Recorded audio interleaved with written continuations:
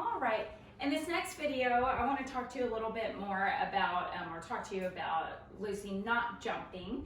So one of the things we've really worked on is sitting to get attention. So if Lucy did jump up, one of the best things I can do is just simply ignore it and go, you get no feedback for jumping up. So if she sits, I'll pet her, I'll love on her, and sometimes I'm petting and loving on her and then she just can't help it and she bounces up. So if she did that, I would just turn away. So you can be giving her treats if she's sitting, you can be petting her, you can pick up a toy and throw it for her if she's sitting. If she was standing there, you could do the same, you could love on her, but I would really try to give some good feedback for her just sitting. So again, if she started to jump up at me, I'm going to turn away. I can say off if I want to, but I do not want to pet her, I don't want to look at her, I don't want to push her down, okay, because that's still giving feedback to her. If you have people coming over to the house or you're outside, you could have her on leash, and that way she can't just run up to the people, especially while you're still training her. You could also be being very active about the behavior and ask her to sit, reward her as new people are passing by or coming into the house. So really we want to reinforce any behavior that is not jumping in moments where we think she might jump up.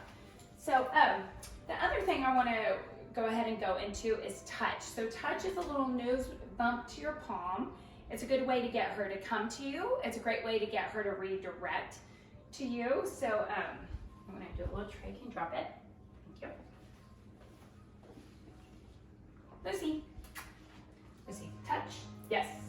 So I'm going to mark it with a yes whenever her nose hits my hand. So the yes tells her she got it right. Touch. Yes. So I can also look where I want her to go. So I'm not, if you were Lucy, I'm not saying, Lucy, touch. What I'm doing is saying, Lucy, touch. And then I look at my palm. Dogs are really good about looking where we're looking, so that also helps her. Lucy, touch.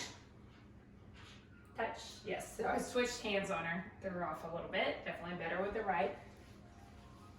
So you could ask her to come from a distance, right? We haven't gone too far, but if she was maybe distracted in the other room, I could say touch.